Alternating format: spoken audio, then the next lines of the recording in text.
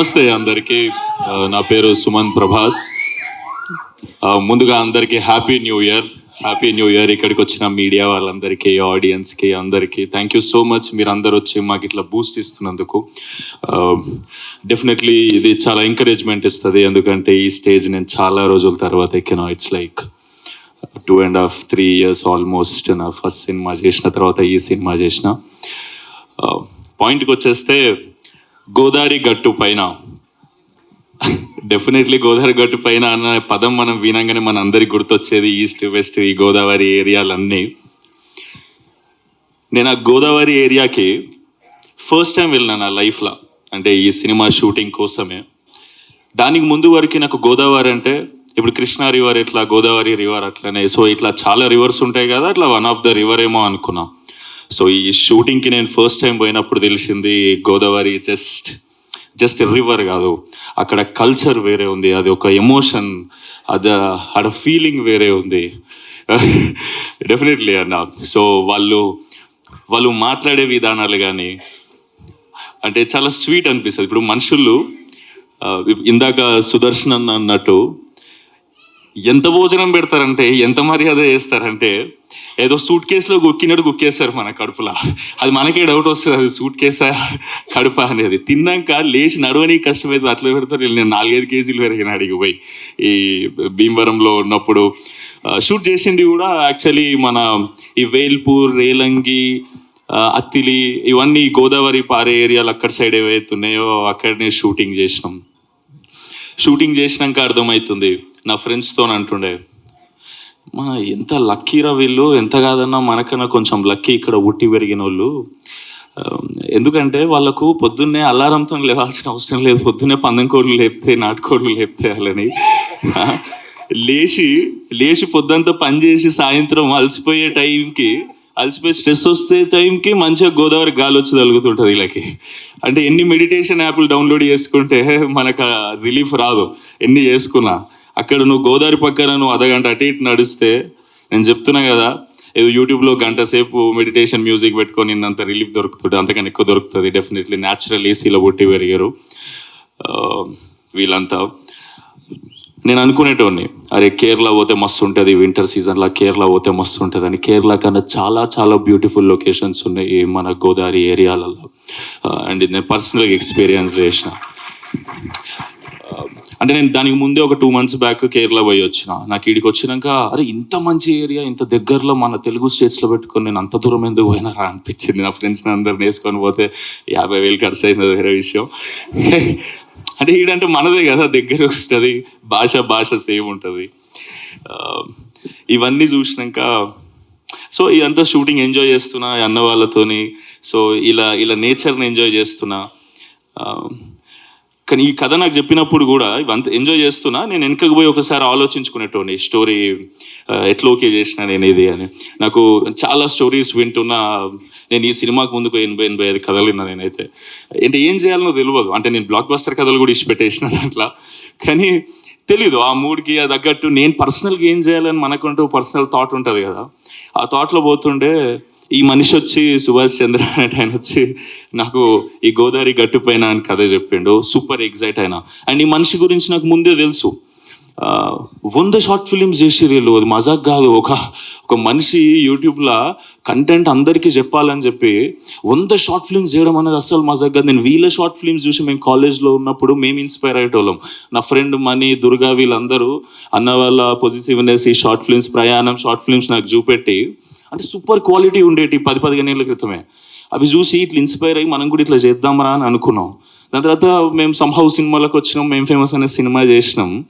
కానీ నా next cinema నేను ఎవరి దగ్గరనైతే వచ్చి మ్యాక్సిమం ప్రెజెంటేషన్ కానీ ఈ తీసే విధానం కానీ ఇన్స్పైర్ అయ్యి ఉండేనో షార్ట్ ఫిలిమ్స్ ఉన్నప్పుడు, ఆ మనిషి వచ్చిన సెకండ్ సినిమా తీస్తున్నట్టే నేను చాలా హ్యాపీ ఫీల్ అయినా.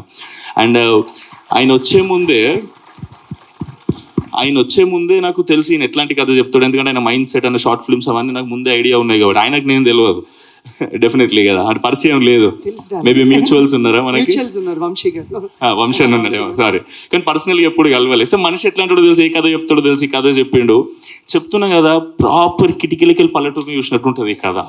అంటే ఈ సినిమాని ఫీల్ అవ్వాలంటే ఎట్లా చెప్పాలి మీకు, మీరు ఈ సినిమా ఇప్పుడు నేనే ఉన్నా, నేనేమో కొట్టే తెచ్చే పెట్టినట్టు ఉంటుంది నేను మాట్లాడేది, నేను పుట్టి పెరిగిందంతా తెలంగాణలో కాబట్టి. ఈ అన్న వచ్చి నాకు గోదావరి స్లాంగ్లో డైలాగ్ చెప్తా, అది మెలోడీ సాంగ్ లేకుంటుంది, నాదేమో ఫోక్ సాంగ్ లేకుంటుంది. అది నాకు మస్తు కష్టమయ్యేది రెండింటి బ్లెండ్ చేసుడు. ఇప్పుడు ఈ అన్న డైలాగ్ చెప్తాడు, ఏంది మన దాంట్లో అయితే మాటలు ఎట్లుంటాయి, ఇటు సైడ్ అయితే ఎమ్రాల్లుడు ఎట్లున్నావు అని అంటే, అరే మంచిగా ఉన్నామమ్మ నువ్వు ఎట్లున్నావే, అది ఇదే డైలాగ్ మన దాంట్లో ఉంది కదా. ఇప్పుడు వీళ్ళందరూ నన్ను బాగా ట్రైన్ చేశారు, ఎందుకంటే మనకు మస్తు కష్టమవుతుంది ఆ స్లాంగ్ మాట్లాడడం. నాకు తర్వాత అర్థమైంది, సినిమా ఏదో జోష్లో ఓకే చేసేసిన, ఎమోషన్స్ ఫ్లో అంతా నచ్చి. కానీ ఈయన వచ్చి అంటాడు, డైరెక్టర్ కసిరెడ్డి అన్న, మా విజయ్ ఉంటాడు డైరెక్షన్ డిపార్ట్మెంట్లో వచ్చి, ఈ డైలాగ్ ఎట్లా చెప్పాలంటే, ఇప్పుడు ఆయన ఎమరా అల్లుడు అని నేను అన్నాడు సుమంత్, ఆయన నేను ఎరా అల్లుడు ఎలా ఉన్నా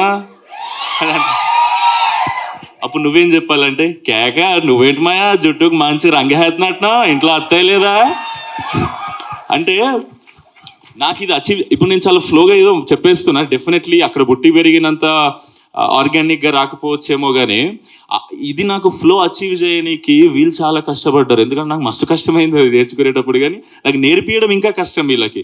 thank you so much Subhash అన్న, thank you so much Kasireddy అన్న. అండ్ నువ్వంటే గోదావరిలో మాట్లాడతాడు, నెల్లూరు మాట్లాడతాడు ఈ అన్న. ఈ అన్న ఏమే ఏంది మే, నేను ట్రైనింగ్ ఇవ్వలేదు బ్రో నీకు. నీ ట్రైనింగ్ వద్దన్న, నువ్వు స్పీచ్ ఇస్తా అని చెప్పి ఓకేలే. అంటే ఒకవేళ నెక్స్ట్ కథ నెల్లూరు కథ చేస్తాం ఎవరో తెలుసు, అందుకే నేర్పిస్తున్నాడు. గోదావరి సినిమాలో నెల్లూరు ఎందుకంటే ఇప్పుడు నెల్లూరు వేసినప్పుడు నెల్లూరు నేర్చుకో, అందుకే ముందే నేర్పించేస్తున్నాడు. థ్యాంక్ యూ అన్న, థ్యాంక్ యూ సో మచ్, నీ ప్రేమకు థ్యాంక్ యూ సో మచ్ అన్న. సారీ, నేనేం స్పీచ్ ప్రిపేర్ కాలేదు. నేనేమనుకున్నా అంటే, నేను ఏదైతే ఎక్స్పీరియన్స్ చేసినో జెన్యూన్గా అక్కడికి పోయి కానీ ఈ సినిమా చేస్తున్నప్పుడు కానీ అంబియన్స్ అంతా చూసి అదే మాట్లాడేద్దాం మనస్ఫూర్తిగా ప్రేమతో అనుకున్నా. సో నేనేమన్నా అటు ఇటు మాట్లాడితే నన్ను క్షమించండి. సో ఫైనలీ చెప్పాలంటే, ఈ సినిమా అంటే నాకు అనిపించింది, ఈ అమ్మాయి చెన్నై నుంచి వచ్చి తెలుగులో స్పీచ్ ప్రిపేర్ అయ్యి తెలుగులో మాట్లాడింది అంటే, నేను గోదావరిలో మాట్లాడకపోతే కష్టమవుతుంది కదా, అంటే న్యాయం చేసినట్టు ఉండదు నేను గోదావరి గట్టు పైన అని టైటిల్ పెట్టి. సో మీ అందరికీ లాస్ట్ ఒక మాట చెప్తున్నా, గోదావరి స్లాంగ్లో చెప్పడానికి ట్రై చేస్తున్నా డెఫినెట్లీ. Thank you. చెప్తున్నాను కదండి, మీరు కానీ టికెట్ కొని థియేటర్లో కూర్చుంటే గోల్డెన్ అవర్లో గోదావరి పడవెక్కినట్టు ఉంటుందండి ఈ సినిమా. మీరు చాలా ఎంజాయ్ చేస్తారు, సూపర్గా ఎంజాయ్ చేస్తారు. కానీ ప్రామిస్ చేసి చెప్తున్నా, సమ్మర్లో పోతే మాత్రం సహారా డెజర్ట్ ఫీలింగ్ ఇచ్చింది ఇది. అంటే నాకు అలవాట్లేదు, ఎప్పుడు పోయినా వింటర్లో పోయినా షూట్లకు, లాస్ట్ షెడ్యూల్ ఒకటి సమ్మర్లో అయినా అమ్మ వేరే లెక్కుండే. కానీ ఎంజాయ్ చేసినాం, మనుషుల ప్రేమ మనల్ని అవన్నీ మర్చిపోయేటట్టు చేస్తుంది. And thank you so much, and thank you so much నా ప్రొడ్యూసర్స్కి, అభినవ్ అన్న, రెడ్ పపెట్ ప్రొడక్షన్ హౌస్, చాలా ప్యాషనెట్ ప్రొడ్యూసర్స్. పొలాల రేట్లు పెరిగినాయని ఎందుకు అవుతారన్నా ప్రొడ్యూసర్స్, నువ్వు గమ్మత్ లేదు అన్న, చాలా ప్యాషనెట్ ప్రొడ్యూసర్, నేర్చుకుంటూ దాని గురించి. ఇవాళ రేపు చాలా మంది డబ్బులు ఉన్నాయంటే పెట్టేసి సినిమా చేస్తారు, మనిషి అట్లా కాదు, చాలా క్రాఫ్ట్ నేర్చుకొని దాని మీద ఇది ఏది ఎంత పెడితే ఏ స్కేల్లో వస్తుంది. అంటే ఫస్ట్ టైం తీసిన ప్రొడ్యూసర్ ఈ క్వాలిటీ, మీరు టీజర్ చూస్తే మీకు క్వాలిటీ మంచిగా అనిపించిండొచ్చు కదా అనుకుంటున్నా. సో నేను సాటిస్ఫై అయినా, నా సెకండ్ సినిమా ఇట్లుంటే బాగుంటుందని. ఆ రేంజ్లో తీసినందుకు thank you so much Abhinav అన్న, and thank you for everything whatever you have done for me అన్న. ఎందుకంటే నన్నే కాదు, ఈ అన్న నన్ను, నా ఫ్రెండ్స్ అందరినీ కూడా ప్రేమిస్తాడు అన్నట్టు. థ్యాంక్ యూ సో మచ్ అన్న, మా అందరినీ నువ్వు ఇన్ని రోజులు భరించినందుకు thank you so much, thank you for everything. అదే నువ్వు ఏందన్నా, నువ్వు మొహమాటం ఏందన్నా, ఇది నువ్వు కిందికి రా ఒకసారి. కాదన్నా నువ్వు ఒకసారి కిందికి రా, ఇది అరే ఒక్కసారి ప్రేమించుకో. ఇప్పుడు గ్రూప్ ఫోటో కోసం, ఒక్కసారి గ్రూప్ ఫోటో కోసం ప్రొడ్యూసర్ అభినవ్ గారిని సాదరంగా వేదిక మీద మనం పలికేస్తున్నాం. రెడ్ పపెట్ ప్రొడక్షన్స్ బ్యానర్ పై అంటే మనిషి రాసినట్టే ఉంటాడు, మొహమాటం అంటే నిజంగా మొత్తం మొహమాటమే. ఎగ్జాక్ట్ అందించబోతున్నటువంటి అభినవ్ గారు ఈస్ హియర్. అండ్ అలాగే మా కాస్ట్యూమ్ డిజైనర్ శివ గారిని కూడా సాదరంగా వేదిక మీదకి ఆహ్వానం పలికేస్తున్నాం.